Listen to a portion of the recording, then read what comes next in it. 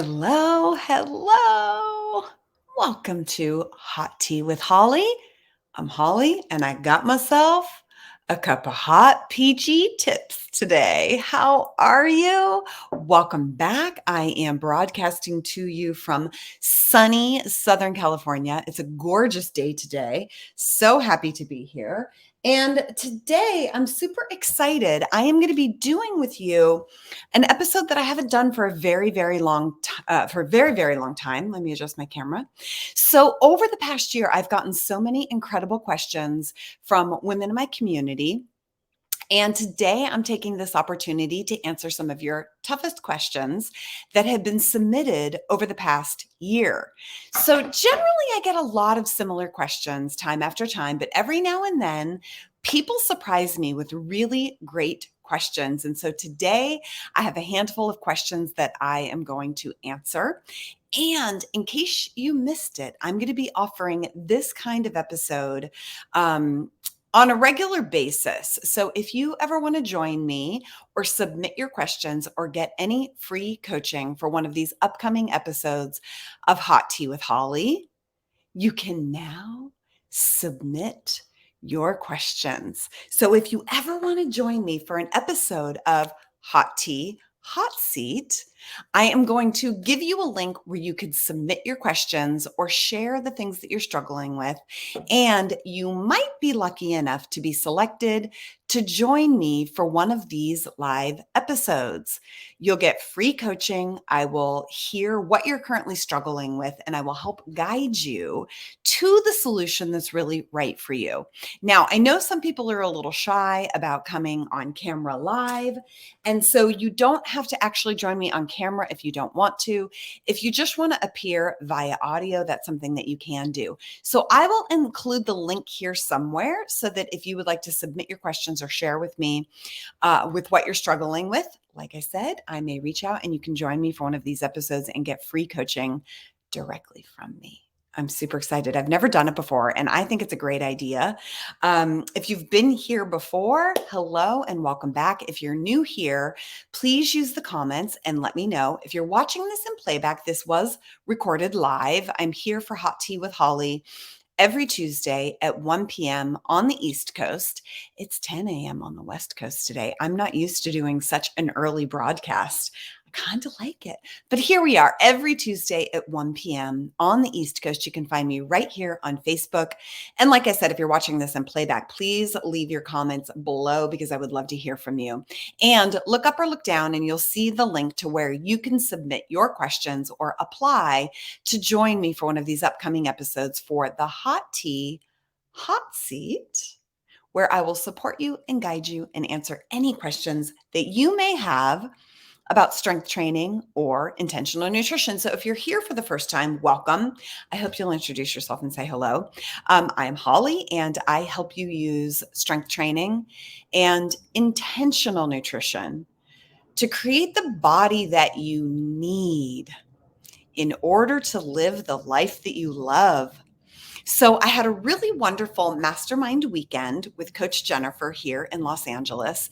And something that we were talking about is the fact that inevitably, every single one of us is going to confront some kind of incredible challenge in our life. Now, it might be emotional, it might be circumstantial, it could be relationship, it could be finances.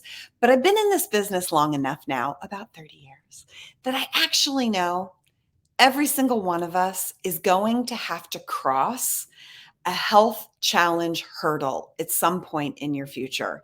If you know my story, I am just on the, coming out of the dark tunnel of having gone through one of my own pretty serious health challenges over the past couple of years.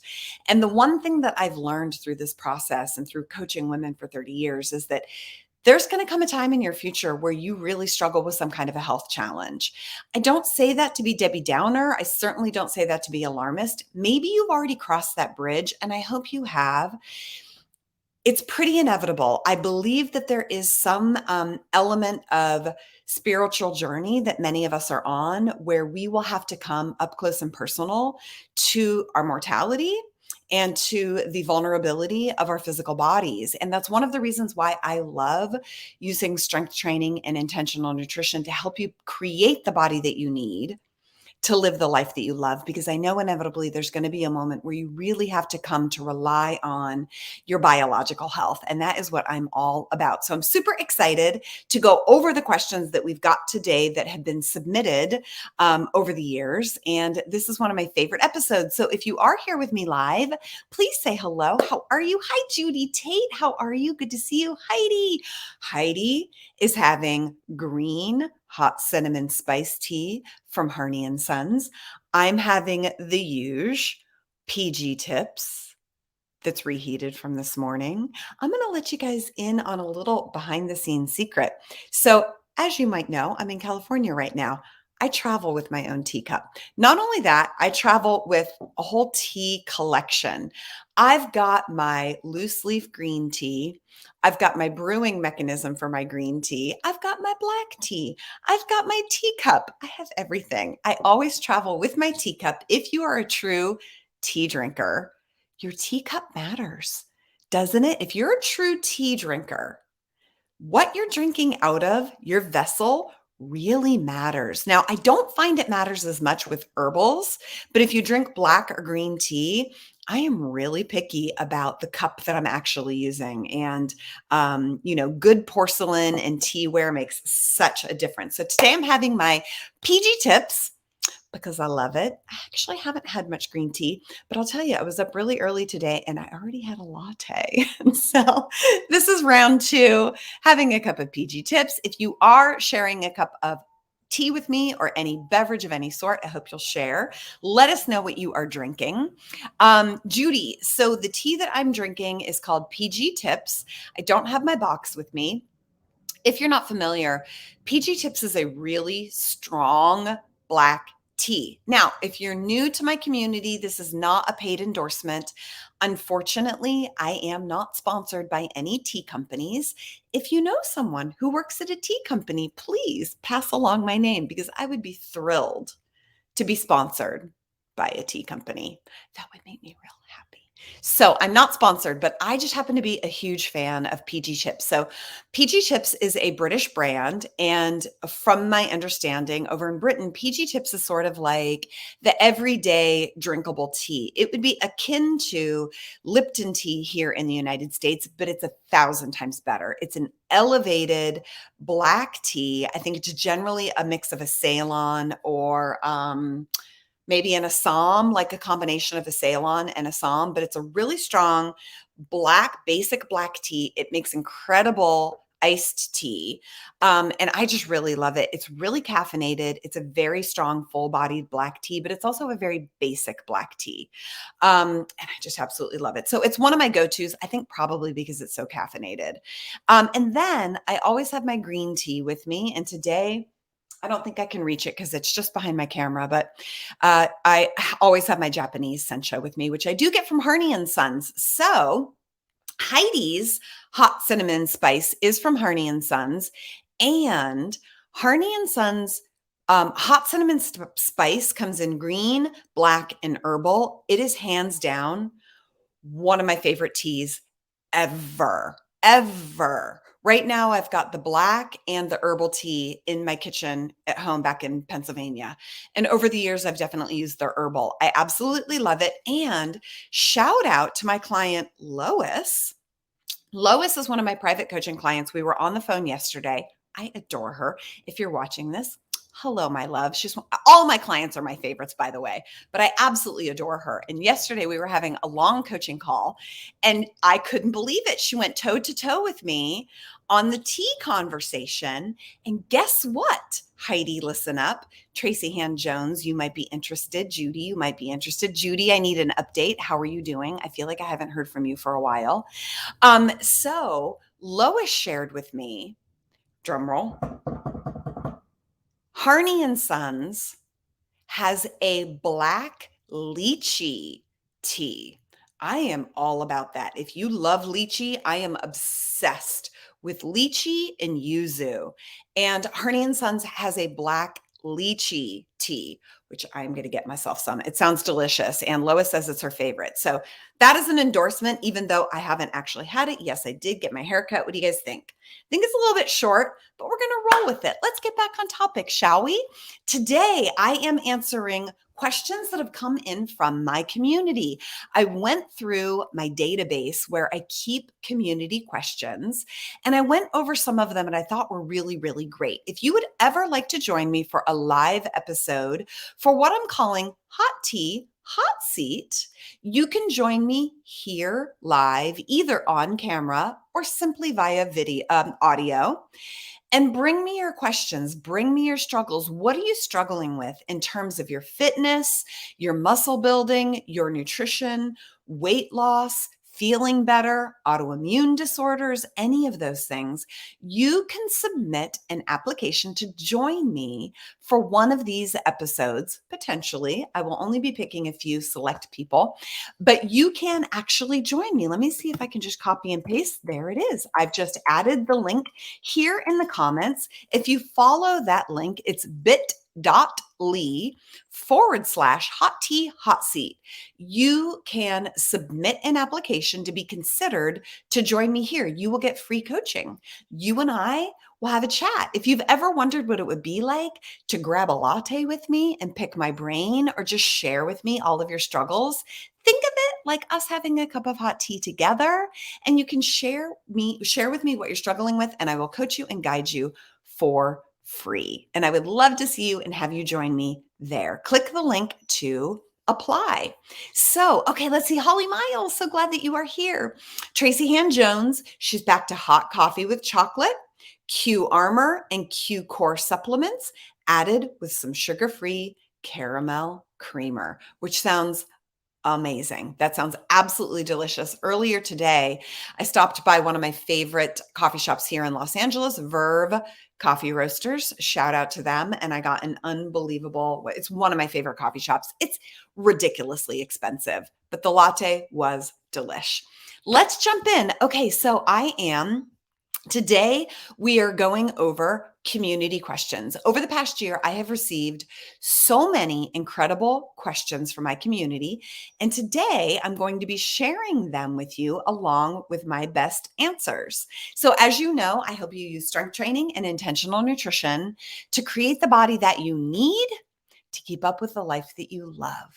You need to be pairing in, strength training and intentional nutrition to really transform your body so that you can also transform your life. I really believe that you need a strong vehicle to carry you through and be the best in your life. So let's jump in. Question number 1 is related to strength training. Holly, if I know I have a muscular weakness on one side, so one arm, one leg, one hip, one shoulder, do I use a heavier weight load on that side until it catches up? I love this question. This is such a good question, and I've gotten it a million times. So, in your strength training, you will inevitably discover that you've got a weakness in your body. Say, for example, you're doing a bicep curl or an overhead press, or maybe you're doing a goblet squat or a barbell back squat, and you notice that one leg is weaker than the other, or one arm is weaker than the other. A common question I get is, how do I remedy that imbalance? That imbalance is what we refer to as an asymmetry. An asymmetry is when one side of your body operates differently than the other side of your body. So your right arm works great, but your left arm is weaker, or it works differently. And this applies to all of your extremities as well as the shoulders and the hips. So you can notice it in your legs, but you can also notice it in your hips or your shoulders. You might even notice it on one side of your back in a lat pull down or a chin up. And the whole purpose of strength training is really to improve your body, to reduce and eliminate asymmetries. Asymmetries are the number one cause of injury. So if you've got one arm that is stronger than the other arm and you're aware of it, that is an indication and the number one indication of a future injury. So our job is always to help you get as symmetrical as possible so that your right arm is as strong as your left arm, your left leg is as strong as your right. It's a very important part of creating the body that you need to keep up with your life. So how do you do that? Let's walk through it. So, what I always recommend, let's use an example of a bicep curl. I think that's easy to relate to. So, if you're doing a dumbbell bicep curl and you notice that you really struggle with your left arm, but your right arm can do a set comfortably. Let's imagine that you're using 10-pound dumbbells and you're doing a dumbbell hammer curl, and you notice that your right arm can get through 10 repetitions with 10 pounds very easily or comfortably. But your left arm really struggles to get through those repetitions. How do you remedy that? Do you pick up a heavier dumbbell on the left arm? Do you suffer through and wait for that left arm to get stronger? How do you improve that imbalance? Here is what I recommend. Pick the weight load where the last two repetitions are challenging but doable on the weaker side. So in this example, your left arm is the weaker side. So you choose a weight load where the last two repetitions of any given set are hard on the weak side, but they're going to be easy on the strong side.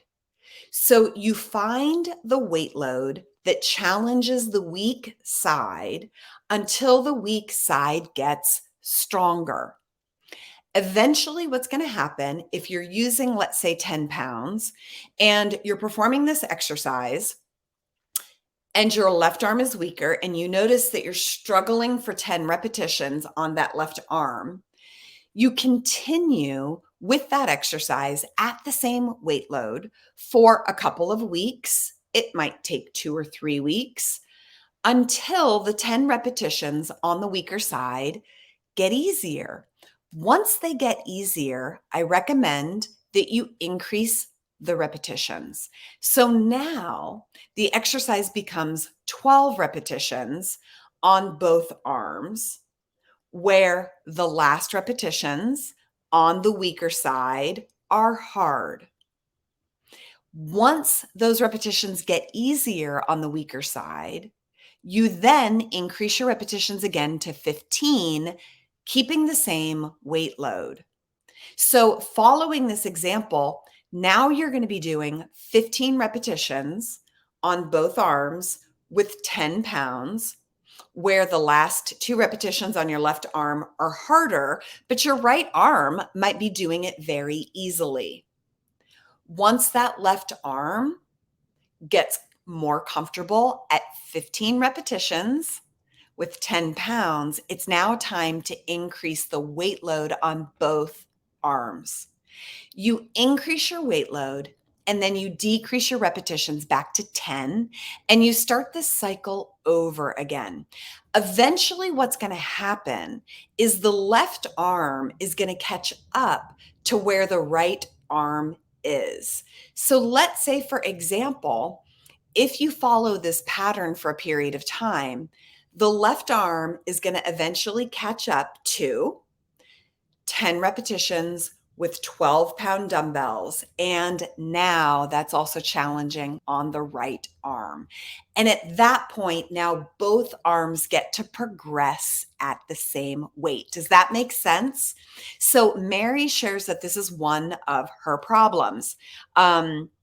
So Mary, I'm curious. Number one, Mary, oh, you sent over a couple of questions. Wonderful. Did you submit it over on you did.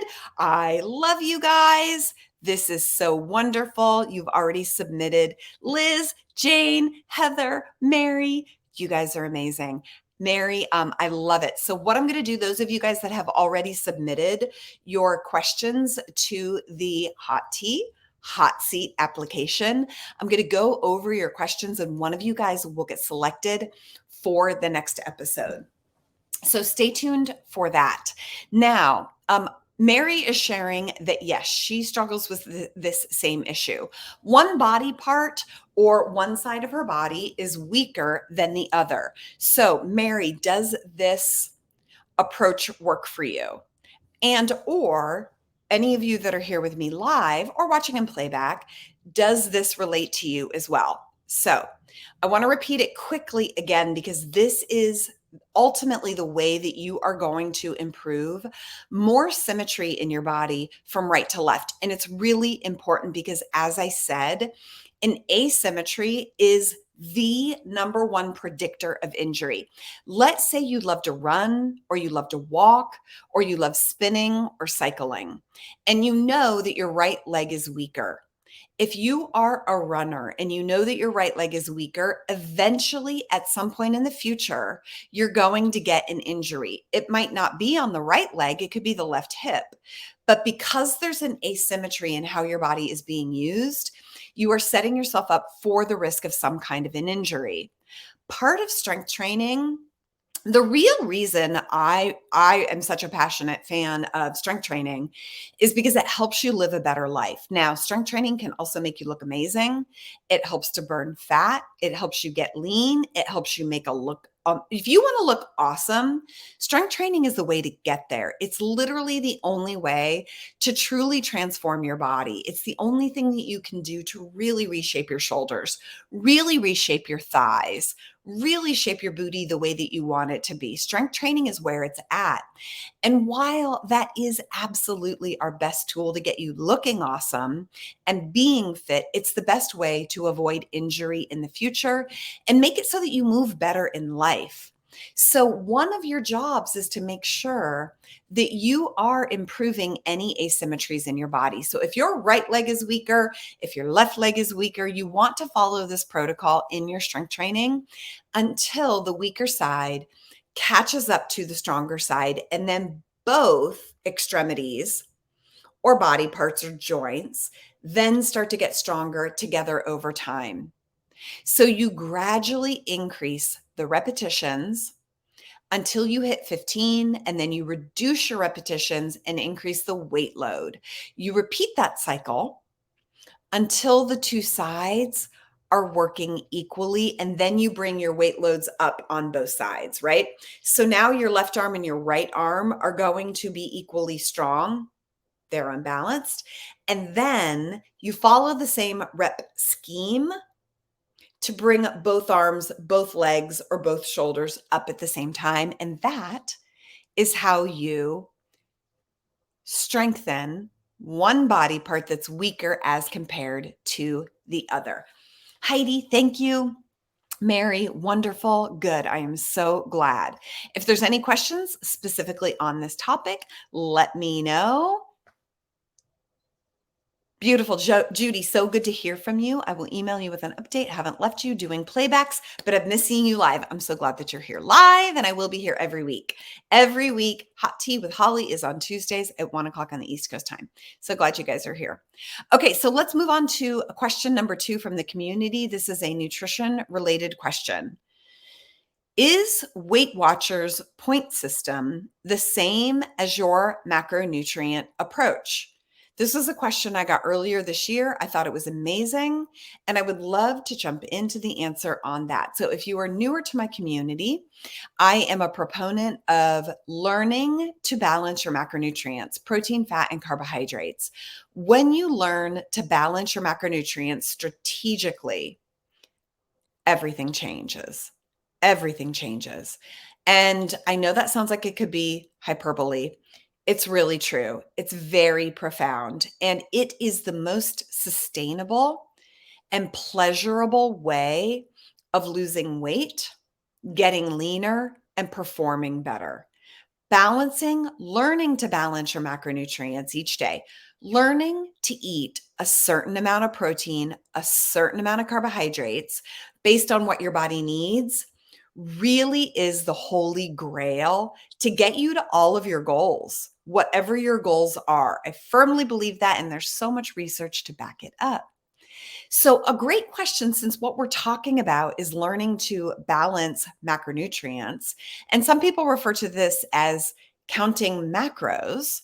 I don't like to think of it that way though, because you're not really counting macros, you're balancing your macronutrients. So as soon as people start to see this is somehow related to, let's say, counting numbers or keeping an eye on the volume or the numbers or the grams of food, it's very easy to relate it to the Weight Watchers point system, but it's actually quite different. Now, I am a huge fan of the Weight Watchers point system, or WW point system in general. I think that it's a very smart approach to dieting and nutrition in general. Now, you probably wouldn't be doing WW if you weren't trying to lose weight. Most people join WW to lose weight. And I do think that the point system is really smart because ultimately what it does is it helps you learn to budget how much food that you get to eat in a day on a daily basis. And I think that that's really smart because ultimately weight loss and performance comes down to learning your budget. It comes down to how much food do you need calorically. So while I am a fan of the WW point system counting, and I do think that it can be effective, it misses one of the memos. And when you're just focusing on calories, which is what a lot of diet plans do, they just focus on your calories and getting you into a caloric deficit. What happens is if you aren't getting the right, I don't like how flat the side of my hair is. We got to fix that. There we go. That's a little better. If you are just focused on calories, you will see some success if you're trying to lose weight, especially if you are hitting a calorie deficit. The problem is, while weight loss really does have a lot to do with just calories, it's more complex than that. And I think that you could understand the concept of if you ate all of your calories in a day coming from fat, there's going to be a very big difference between eating all of your calories from protein or carbohydrates. And ultimately, for the best results and to feel your best and for the most sustainable approach, you've got to get a balance of all three of those macronutrients. So just counting points and just looking at calories overall is a bit short-sighted, and you might find that you don't feel as good as when you start to look at how many points can I get from carbohydrates? How many points should I get from protein? How many points should I get from fat? And that is what we do inside of the Nutrition Project and everything that I teach in terms of macronutrient balancing. Because once you find the right window and the right amount of carbohydrates for your body and your needs, everything gets so much easier. You will feel better. You'll have better energy. You'll have better digestion. You'll burn fat better, fewer cravings, less hunger, stable mood. So much changes, and it makes the weight loss a whole lot easier. So, is my macronutrient balancing approach the same as the WW point system? Yes and no. It's a similar philosophy. It's a similar approach because both teach you how to budget your calories, similar, but where we are different. I have found that being aware of how much protein and carbohydrates you're eating each day is a world of difference in terms of how well you feel and in terms of hunger, appetite, and food cravings. Because if you're anything like me, nothing sets you back faster than hunger and food cravings. Am I right? If you're trying to achieve a goal, even if you're not trying to lose weight, if you're hungry or you're having food cravings, irrespective of what your goal is, that sets you back. It sets you off. It tends to get you off track. One of the best ways to reach your goals, whatever they are, is to not ever be super, super hungry and not have food cravings. And I really find the best way to get there is to make sure your blood sugar is stable through finding the right amount of protein and the right amount of fat for the symptoms that you have. Kim Gatto has a fabulous question. Kim, thank you so much for submitting this. What if you're a vegetarian? Does this change the way you look at balancing things? So, first and foremost, my answer would be no. It doesn't change how you look at this. If you're a vegetarian, it's still important to get protein. The only difference is you get to pick the sources of protein that you prefer. When I coach my clients and the women in my community, if we're looking at someone who is vegetarian, I like to also look at what their blood type is. I find that A blood types tend to be vegetarian more frequently, and I find that A blood types are able to eat less protein and thrive, whereas O blood types tend to need more protein. So ultimately, it doesn't really matter if you're vegetarian, vegan, lacto ovo, plant based, or even paleo, honestly. Your body still needs a certain amount of protein. And again, this is not my opinion. There is a ton of research that supports this and demonstrates this. The human body has to have a certain amount of protein, but there's also a window. More protein is not better. Fewer carbohydrates is not better.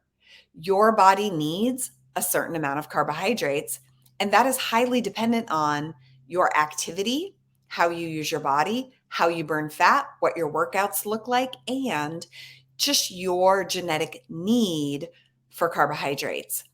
So, for my vegetarian clients and people in my community, you might be able to get away with a little less protein, but you still need to be getting, in my opinion, the bare minimum of 20% of your daily calories coming from protein. If you're vegetarian, you get to pick what source of protein that is. It's not that you have to eat animal meat. It's not that you have to eat animal products for protein at all. You can absolutely choose the protein sources that you prefer.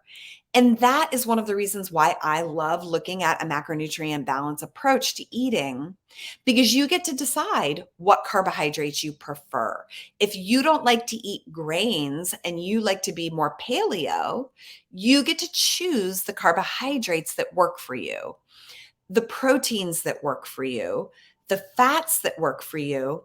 The name of the game is to bring those three together in a balance. That's one of the reasons why I absolutely love macronutrient balancing, because I will give you the framework of aim for 25% of your daily calories coming from fat and protein, but you get to pick what those food sources are. And that's how you get to eat your favorite foods and still reach your goals. If you absolutely love pasta and it works for you, maybe that is the carbohydrate source that you like to choose. I feel terrible when I eat pasta and grains, so I choose other carbohydrates. I am able to eat a variety of animal proteins. And so I choose a variety of selections of animal proteins as my proteins. But if you are vegetarian, you get to pick what are those protein sources that you prefer, as long as you aim to get a certain amount of your daily calories each day coming from protein sources. Again, in my coaching practice, in my community, with the people that I work with, according to my philosophies, I don't like my clients to get anything less than 20% of their daily calories coming from protein. And if you're vegan and you struggle to get as much as 20% protein coming from your daily calories, you can try 15% and see how you feel. There are other authors and doctors and experts out there that say you could eat less than 15% daily calories coming from protein. If you exercise or strength train, I find that starts to get a little challenging. So, that is my very long answer to your question, Kim. I hope that was helpful. Again, you want to keep an eye on approximately how many calories per day that you need, and then aim to get a bare minimum of 20% of those calories coming from protein sources, as much as 30% of those calories coming from protein sources. I tend to be a proponent of 40 to 50% of your daily calories coming from carbohydrates, and 25 to 30, or maybe even 20 to 30 of your daily calories coming from protein and fat. And that's just what I have found works best for people. Um, I've played with a lot of different macronutrient strategies and a lot of different protein amounts, especially for strength training and especially if you're trying to lose weight. Those two things mean you're going to need more protein. Weight loss alone requires that the body gets more protein. If you're also strength training and you're very active, that means that you're going to need even more protein. So if you're not losing weight, you might need 20% protein. But if you're trying to lose weight, you might need 25% protein. And if you're trying to lose weight and strength training, you might need 30% protein because those two factors, weight loss and strength training, require you to have more protein, irrespective of if you're a vegetarian, vegan, or carnivore. I hope that's helpful. Let me go on to our next question, which is under the topic of mindset. And I love this question. Holly, how do I get motivated to do something when I know I want to, but I don't want to in the moment? Like going to the gym or not having the second glass of wine? Such a great question. So, how do you get motivated to do something when you know you want to do the thing, but you're really struggling in the moment to do the darn thing? Right? Here's the thing. You know in the moment that you should get up and go for a workout. You know in the moment that you shouldn't have the second or third glass of wine. You know that, but you're struggling to actually take the action that you know you need to take. And my answer is welcome to the human condition because we all struggle with it. We all struggle with this topic, and that really is the key to unlocking your success. So, here are a few tips that can really help you with this. Number one, what I find helps a lot in that given moment when you know you need to do something, but you're not feeling motivated to do it. You know it's in your best interest, but you don't wanna. If you're able to cultivate the practice of, in that moment, you take a beat, you turn inward, and you ask yourself, what do I ultimately want for myself in the long term? 3 months from now, 6 months from now, tomorrow. What do I want for myself? What do I truly want for myself in the future? Then ask yourself if that decision at hand is either going to move you towards that goal or move you away from it. If you can also get in touch with the cost of your behavior as it relates to the thing that you want to be in the future, it can be very helpful. So, for example, let me use a common example. You've had a glass of wine with dinner. You really want to have a second glass of wine. And in this moment, you really want that second glass of wine, but you know you shouldn't. So you take a beat before you make that decision to have the second glass of wine and you ask yourself, I often close my eyes because it just helps me turn inward, but you ask yourself, what do I ultimately want for myself tomorrow or next week? What is it I ultimately want? Now, for me, I ultimately want to wake up tomorrow morning feeling good because I struggle with that. I really struggle when I wake up in the morning not feeling well. It is a big challenge for me and it gets into dangerous territory for me. So, for me, more than anything, what's important is that I need to feel well tomorrow. And I know if I have that second glass of wine, I am not going to feel well tomorrow. If you can get in touch with the problem your action causes you, you're going to be so much more motivated to not do the thing that you know you shouldn't do. The same applies, let's say, for example, you know you should go for your workout, but you're tired and you don't want to. It's the end of the day and you don't want to go work out, or it's first thing in the morning and you'd rather sleep in. You know you should work out, but in this moment, you don't want to. You're just not in the mood or you're busy. So the question at hand is ultimately, what do I want for myself? In this moment, I want to skip my workout. So you can't ask yourself, like, what do I really want in this moment? Because in this moment, you're going to want to skip the workout and you're going to want the wine in this moment, right? What do you want for yourself ultimately tomorrow and the day after? What do you ultimately want for yourself when you go to bed tonight? Do you want to feel proud of your choices? Do you want to feel good about moving towards your goal? And if so, take a look at how that behavior influences you reaching your goal. So if in the moment you don't feel like going for a workout, but you know that your goal is to lose 10 pounds or run a half marathon, your long term goal is to lose 10 pounds or run a half marathon.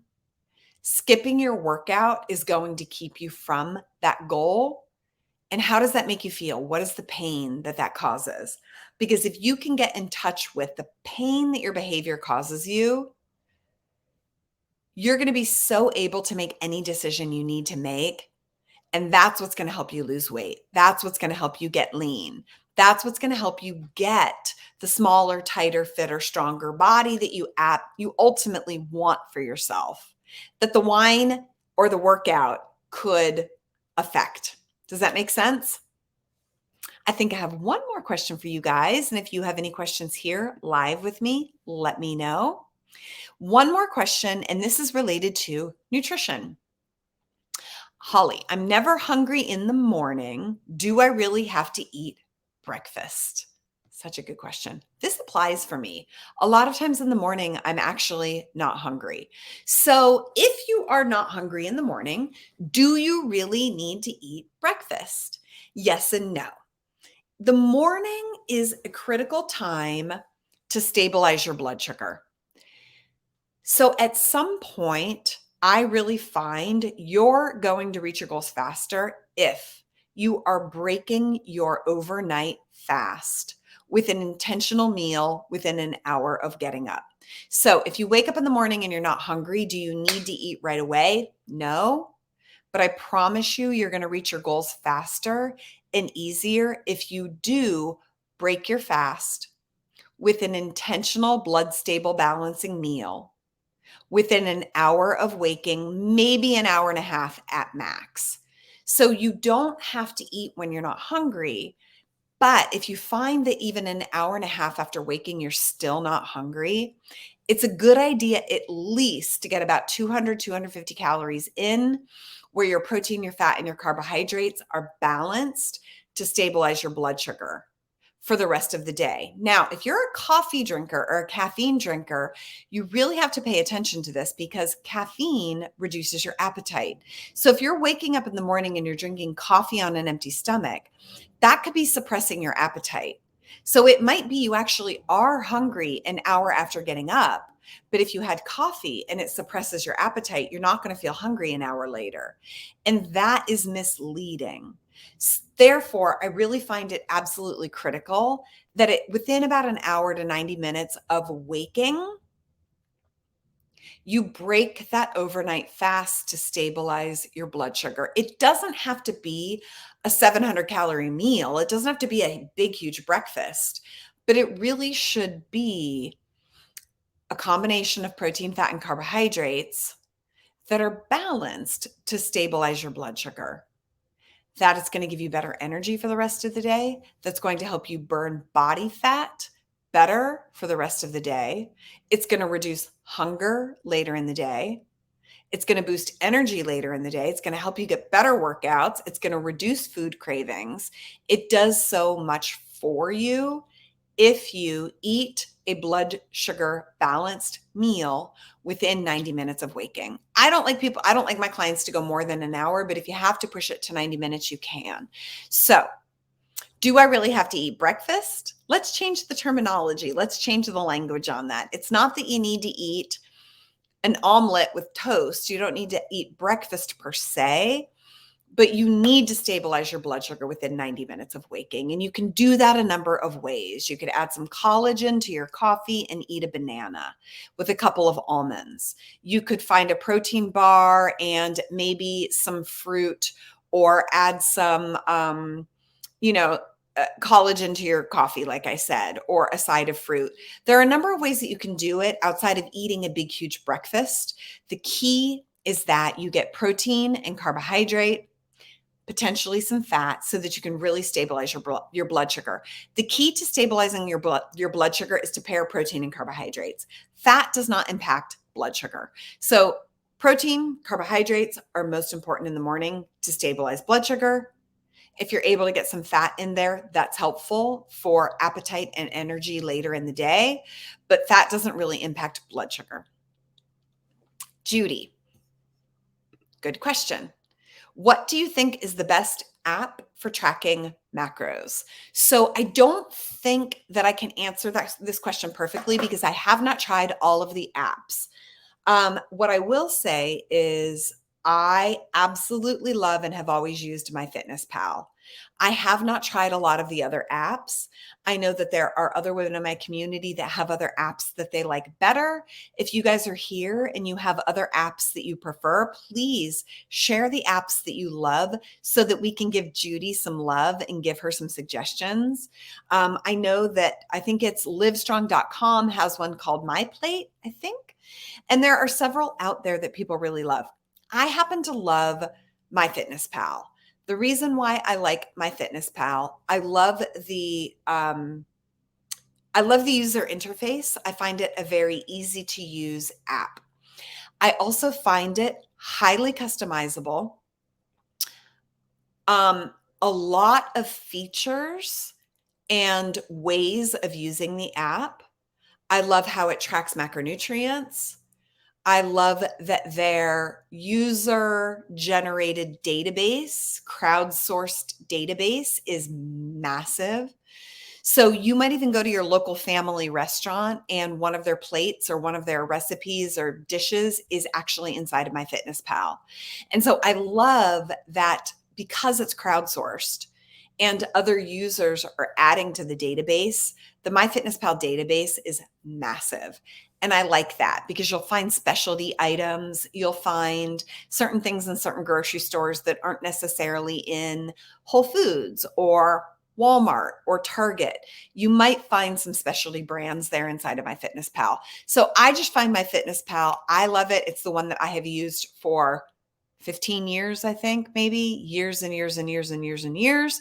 But that doesn't mean I haven't tried a lot of the other apps, and there could be other better apps out there. I'm probably not the best person to ask. So those of you guys that are here with me live, if you have any suggestions for Judy, please share. Because I know over the time in my community, especially in the Nutrition Project, inside of the Nutrition Project, I basically require you to use some kind of tracking app or device to track your macronutrients. So you have to use some kind of technology to track your macronutrients inside of the Nutrition Project. And I know over the years, people have thrown out different apps that they like better than MyFitnessPal. I just don't know what they are. So those of you guys that do know, please share. I tried the one with Live Strong, but wasn't thrilled. Okay. Thank you for that, Judy. So I hear you. I haven't tried it. Livestrong.com. They are a bunch of my friends, and I would like to say I support their app. But again, it's like I haven't left MyFitnessPal because I find it great. Judy, do you have any problems with MyFitnessPal? Is there a reason that you don't love MyFitnessPal? I'd love to know because I find it the best. I find it the easiest to use. I find it the most diverse. And I also find it to be the one that's got lots of bells and whistles, different measurements, different ways of doing your measurements. I love that it's got a website interface and a mobile interface.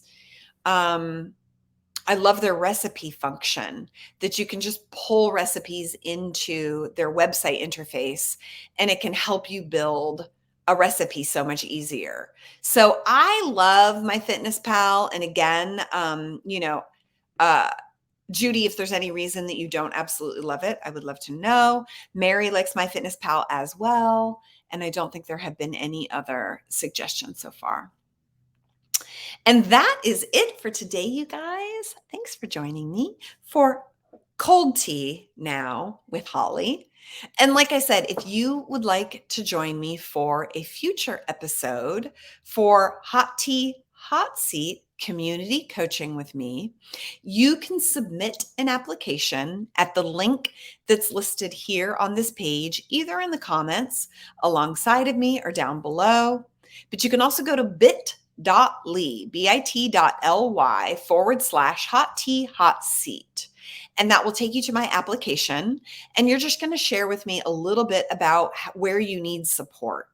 I'll be selecting a few lucky winners to join me in a future episode of Hot Tea with Holly. You don't have to appear on camera if you don't want to, but you will have to appear via audio live. So I'm here live every Tuesday at 1 o'clock on the East Coast. That's 10 a.m. on the West Coast. So you will have to be available between that hour for a future episode. But we will sit down, we will have a chat. I will answer your questions. I will coach you for free, and I will do my best to help to guide you to the right solution for your body, your goals, and your needs. It's one of my favorite things to do. Coaching is my favorite thing to do. I love answering questions. I love coaching people. It's where I thrive. It's where I'm the best. And so I'm excited about this new aspect to Hot Tea, Hot Seat. Hot Tea with Holly, Hot Tea, Hot Seat, community coaching. That's a mouthful. Okay, guys, you are so welcome. Yes, Mary, let me post the link for you again. There. Oop, that didn't come up. Hold on. That's the link again. If you want to click on that link, hold on, I think it should come up. Hold on. Post all. Give it a second. That should come up. There it is. So that is the link to click over to the application. Not really an application, but it's a place where you'll submit your questions, what you're struggling with, so that I can take a look at it before we have the conversation here together live. And like I said, it's a great way to access me for free. I love providing free information and free coaching for you guys at any time. And I would love for you to join me live for an episode, Hot Tea Hot Seat community coaching, so that I can support you to a solution. And that is it for today. Enjoy the rest of your Tuesday. If you're watching this in playback, leave a comment below. Just let me know. I like to know where you are. And if you're here for the first time, again, either live or watching in playback, let me know. Just let me know that you are new to the community so that I can keep an eye on you. Like I said, I just like to get to know everyone here inside of the community. And I hope to see you next Tuesday for another great episode. Until then, have an awesome week. Take care.